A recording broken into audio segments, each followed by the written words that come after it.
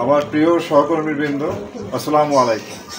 এই মুহূর্তে আমি রাজারবাগ পুলিশ লাইনে অবস্থান করছি এবং রাজারবাগ পুলিশ লাইনে বিভিন্ন ডিএমপির বিভিন্ন থানা এলাকায় যে সমস্ত পুলিশ সদস্য নিহত হয়েছে, আহত হয়েছে এবং যাদের লাশ বিভিন্ন থানায় পড়ে আছে, আমরা সেগুলো উদ্ধার করে পুলিশ লাইনে নিয়ে আসছি এবং আরও যে যে থানায় আসছে সেগুলো নিয়ে আসার প্রচেষ্টা আমরা অব্যাহত রেখেছি। আমরা দ্রুততম সময় এই লাশগুলির সৎকার করে তাদের দাফনের জন্য তাদের নিজ নিজ ঠিকানায় পাঠানোর ব্যবস্থা করছি। আমরা একটা ক্রান্তিকাল পার করছি। আমি আমার প্রিয় সহকর্মীবৃন্দদের অনুরোধ করব, বাংলাদেশের যে প্রান্তে আপনারা থাকেন, আপনারা ধীরে ধীরে আপনাদের নিরাপত্তার জোরদারের জন্য ইউনিট কমান্ডারদেরকে অনুরোধ করব এবং আপনারা পর্যায়ক্রমে ধীরে ধীরে পরিস্থিতি বিবেচনা করে আপনারা যার যার কর্মে নিয়োজিত হওয়ার চেষ্টা অব্যাহত রাখবেন। আমরা একটা কর্মবিরতির একটা গুজব বিভিন্ন সোশ্যাল মিডিয়ায় দেখতে পাচ্ছি।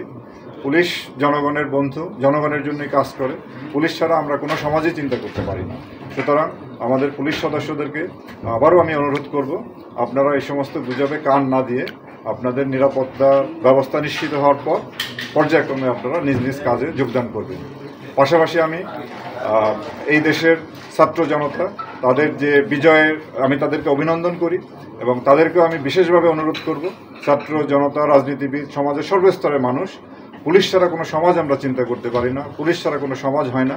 পুলিশের যে অতীতের ভুল ভ্রান্তি যা আছে সেটি দূর করে আমরা জনগণের সময় নিয়োজিত হব। আবারও আপনাদের কাছে বিশেষ অনুরোধ, আপনারা পুলিশকে সহায়তা করুন, তাদেরকে স্বাভাবিক কাজকর্মে ফিরে আসার মতো একটা পরিবেশ তৈরিতে তাদেরকে সহযোগিতা করুন। আমাদের এই তথ্য আমাদের এখন পর্যন্ত আমরা কম্পাইল করতে পারিনি, তবে আজকে যাত্রাবাড়ি থানা থেকে 8টি মৃতদেহ এখানে নিয়ে আসা হয়েছে এবং আমাদের টিম বিভিন্ন থানায় যেখানে যেখানে আমাদের সংবাদ আসছে সেখানে আমাদের টিম এখনও কাজ করতেছে এবং এই থানা থেকে যে মৃতদেহ সেটি উদ্ধারের কাজ চলমান আছে। আপনাদের ডিএমপিতে কতটি থানা ক্ষতিগ্রস্ত হয়েছে এবং এখন পর্যন্ত কেউ নিখোঁজ আছে কিনা এই বিষয়ে একটু বলুন।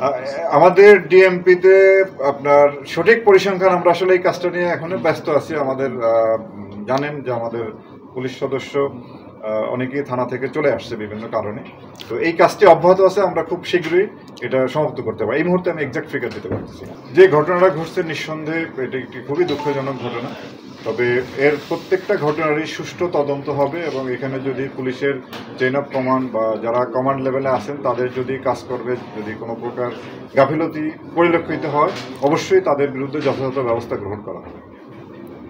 আচ্ছা, আমরা চেষ্টা করব যত দ্রুততম সময়ে নিরাপত্তা ব্যবস্থা করার জন্য। আপনারা জানেন যে আজকে সারাদিনে আমাদের যারা পুলিশ সদস্য আছেন তারা নিরাপত্তার খাতিরে বিভিন্ন জায়গায় হয়তো আত্মগোপনে চলে গিয়েছিলেন। তারা পর্যায়ক্রমে তারা তাদেরকে নিয়ে আসার জন্য আমরা চেষ্টা করতেছি এবং খুব দ্রুততম সময়ে আমরা পুলিশকে তার যে নিজস্ব কর্মে নিয়োজিত করার জন্য ব্যবস্থা নেব।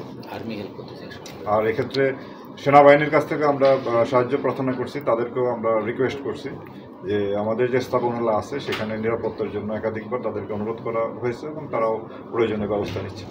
অবশ্যই একটি দেশের একটি গুরুত্বপূর্ণ বাহিনী, পুলিশ ছাড়া আমরা কোনো সমাজে চিন্তা করতে পারি না, কিন্তু যে ক্রাইসিসে আমরা পড়েছি এই ক্রাইসিস থেকে উত্তরণের আমরা চেষ্টা করতেছি। আমাদের চেইন অফ কমান্ড এস্টাবলিশ করার জন্য আমরা দ্রুতই চেইন অফ কমান্ড এস্টাবলিশ করার জন্য কাজ করে যাচ্ছি। যারা উদ্বিগ্ন অবস্থায় আছেন, আমাদের কাছে খবর আসার সাথে সাথেই আমাদের পক্ষে হোক বা সংশ্লিষ্ট সেনাবাহিনীর সহায়তা নিয়ে তাদের নিরাপত্তার জন্য আমরা ব্যবস্থা করছি এবং আরও যদি কোনো এবং ছাত্র জনতা এবং সাধারণ যারা মানুষ আছেন তাদের প্রতি অনুরোধ করব, আপনাদের যদি এই ধরনের কোনো তথ্য আপনাদের কাছে থাকে পুলিশকে নিরাপত্তা দেওয়ার জন্য আপনারাও এগিয়ে আসবেন।